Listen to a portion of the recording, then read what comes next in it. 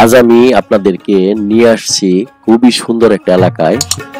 দেখেন এখানে যে পানিগুলি পড়তেছে, এগুলি কিন্তু মানে খুবই সুন্দর একটা এই জায়গায় একটা স্লোপ আছে। এই স্লোপ থেকে পানিটা আস্তে আস্তে আস্তে ধীরে ধীরে নিচে যেয়ে পড়তেছে। আপনারা ভালো করে খেয়াল করেন যে পানি পড়ার যে দৃশ্যটা, এটা খুবই সুন্দর। এবং এখানে যে একটা ব্রিজ দেখতেছেন, এই ব্রিজের উপর দিয়ে কিন্তু মানুষজন অনেক দর্শনার্থী আসে, এসে এই পানি পড়ার দৃশ্যটা দেখে। তো এটা মূলত একটা সেচ প্রকল্প। আপনার এই বাংলাদেশের উত্তরাঞ্চলে বিভিন্ন ধরনের সেচ প্রকল্প আছে।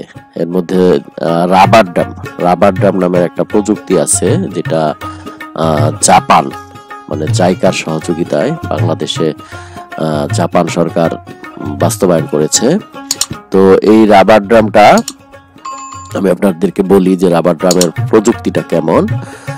তো ধরেন পাহাড়ি নদী বা খরস্রোতা যে নদীগুলি, সেই নদীগুলি কিন্তু বর্ষাকালে প্লাবিত হয়ে কিন্তু আশপাশ কিন্তু ডুবে যায়। তো সেক্ষেত্রে আবার যখন শুষ্ক মৌসুম থাকে,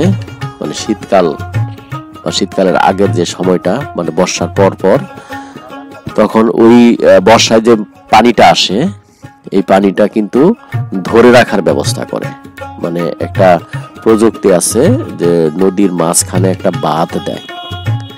আমি আপনাদেরকে দেখাচ্ছি যে ব্রিজটা দেখতেছেন, এখান থেকে দেখেন নিচের দিকে আপনার একটা বাঁধ দেওয়ার ব্যবস্থা করা হয়েছে। দেখেন এখান থেকে আপনারা এই সাইড দিয়ে দেখেন, এটা কিন্তু একটা বাঁধ, ঠিক আছে। দুই পাশে কিন্তু নদীটাকে বাঁধ দিয়ে একটা এই পাশে একটা দেওয়া হয়, একটা রাবারের মতো দেওয়া হয়। রাবারটা দেওয়া হয় পানিটা এসে ওই রাবারের মধ্যে ঢুকে যাওয়ার পরে এটা যতই পানি ঢুকে, সে উপর দিকে উঠে যায় কিন্তু।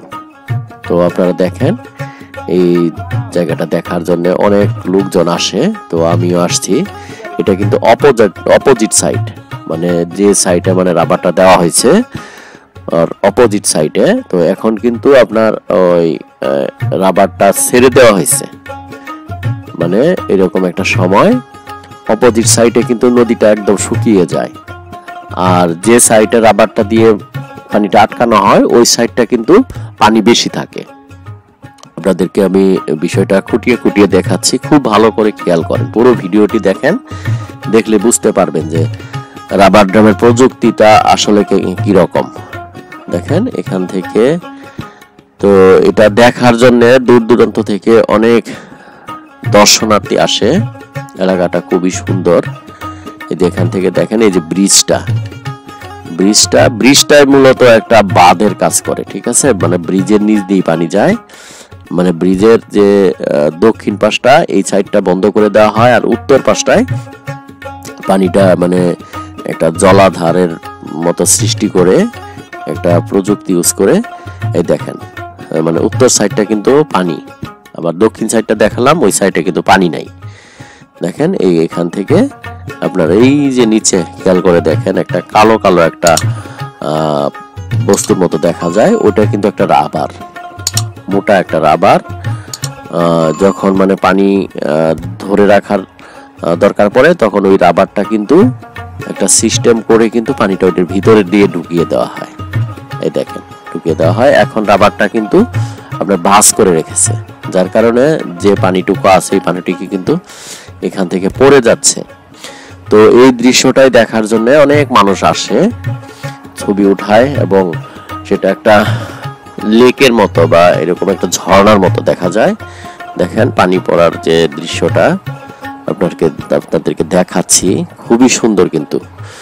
তো এই রাবার ড্যামটা এরকমই দেখেন, এটা কিন্তু নদীর উত্তর সাইড, আর যখন রাবার ড্যামটা এরকম ফোলানো থাকে, তখন ওটা এই সাইডটা কিন্তু পানি 20-25 ফিট পর্যন্ত গভীর হয়ে যায়, তখন কিন্তু আরো সুন্দর লাগে। এখন এই পানিটা করে কি আপনার এই সাইডে কিন্তু আপনার একটা ঘরের মতো দেখা গেল, ওখানে কিন্তু আপনার বড় বড় পাম্প আছে। পাম্প দিয়ে এখান থেকে পানিটা আপনার এই যে ধান ক্ষেত, তারপরে আর বিভিন্ন ধরনের সবজি রবি শস্য, মানে ওই এলাকায় কৃষি উৎপাদনের জন্য এই পানিটা ব্যবহার করা হয়, যার কারণে কৃষিতে মানে ভালো একটা ফলন হয়। দেখেন ওই যে দূরে একটা ঘর আছে, ওটার ভিতরে কিন্তু আপনার ডিপ টিউবওয়েল দেওয়া, মানে একটা মেশিন লাগানো আছে। আপনারা হয়তো বা বুঝেছেন যে কি ধরনের মেশিন থাকে, মানে পাম্প আর কি। ওই পাম্প দিয়ে এখান থেকে পানিটা নিয়ে খেতে দেওয়া হয়। মানে এটা কেন করা হয়, যে এই নদীর পানিটা কিন্তু ফ্ল্যাকচুয়েট করে, মানে একবার থাকে আর একবার থাকে না, ওই জন্য পানিটা ধরে রাখার একটা ব্যবস্থা। আর এটা পাহাড়ের খুবই কাছে। তো বন্ধুরা, এই ছিল আমার আজকের ভিডিও। পরবর্তীতে এই ধরনেরই আরো একটি ইনফরমেটিভ ভিডিও নিয়ে আপনার সামনে আমি হাজির হয়ে যাচ্ছি। যারা চ্যানেলটি সাবস্ক্রাইব করেন, সাবস্ক্রাইব করে দেন। Thank you for watching.